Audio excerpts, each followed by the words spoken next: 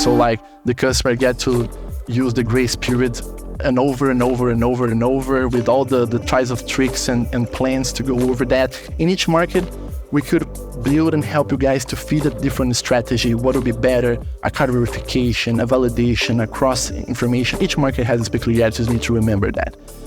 Other markets have challenges for their own like infrastructure. So Mexico, we have the dynamic CVV usage. That's very common because Mexico is a well-known and country for like, hey, there'll be fraud issues, fraud problems. So all the players in the market always try to put their some kind of mitigation in place, and something we're seeing for all the issued around their digital cards, digital bins, let's call it this way. So you have an app on your bank, you generated a card number for you to perform an e-commerce transaction.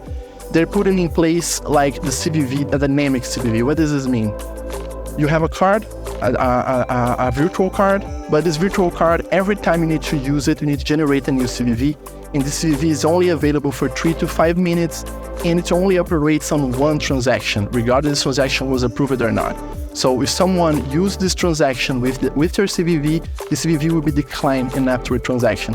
And why this is a challenge? Because depending the way we're seeing merchants face this kind of issue, depending the way your strategy to perform transaction across more than one PSP, the way you're sending CVV downstream could be deteriorating the performance of all the partners. Because if you're sending the same information for the PSP1 and the same information from PSPB, the PSP1 will be burning the CVV and the PSP2 will be deteriorating the whole performance. So here is important to understand like each market has their details. In Africa, for instance, 3DS is very common. They're different from Latin America.